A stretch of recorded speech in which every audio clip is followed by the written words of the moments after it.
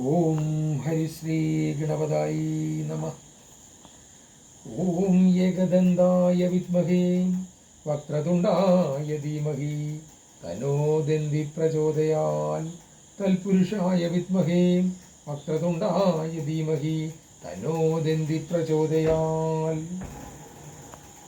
വിഘ്നേശ്വരനെ നമ്മളൊരു ശ്ലോകത്തിൽ കൂടെ ആരാധിച്ചുകൊണ്ട് അതിലുപരി ഗുരുക്കന്മാരുടെ കാര്യം നമ്മൾ കഴിഞ്ഞ വീഡിയോയിൽ പറഞ്ഞു. പാർട്ട് 2 വീഡിയോയിൽ രണ്ടാമതായി പറയാനുള്ളത് പരശുരാമസ്വാമിയാണ്. അപ്പം കേരളം നമുക്ക് ദാനമായി തന്ന പരശുരാമസ്വാമിയെ നമ്മൾ ഒരിക്കൽ പോലും മറക്കാൻ പാടില്ല. പ്രത്യേകിച്ച് നമ്മൾ വെട്ടിക്കോട്ട് ക്ഷേത്രത്തിൽ പോകുന്നവരാണ് കൂട്ടിയത്. ഒരുപാട് ആൾക്കാർ വെട്ടിക്കോട്ട് ക്ഷേത്രത്തിൽ വരും. ഈ വെട്ടിക്കോട്ട് ക്ഷേത്രം എന്ന് വെച്ചാൽ ആദ്യമൂലമാണ്.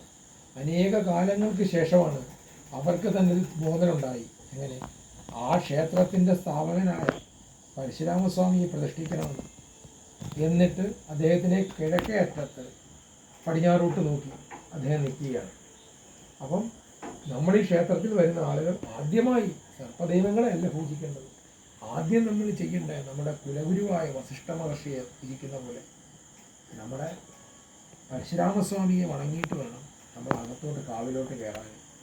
അപ്പോൾ ഇവിടെ നമ്മുടെ പരശുരാമസ്വാമിയെ വളരെയേറെ കാര്യത്തോടു കൂടി തന്നെ വേണം നമ്മൾ പ്രാർത്ഥിക്കേണ്ടത്.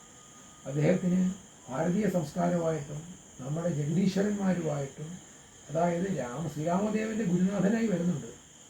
രാമായണത്തിൽ സീതാദേവിയെ വിവാഹം കഴിച്ചങ്ങോട്ട് പോകുന്ന വഴിയിൽ മാർഗമധ്യേ ഭാർഗവരാമൻ വരുന്നുണ്ട്. അപ്പം അദ്ദേഹത്തെയൊക്കെ നമ്മൾ പൂജിക്കേണ്ട രീതിയിൽ തന്നെ പൂജിക്കണം.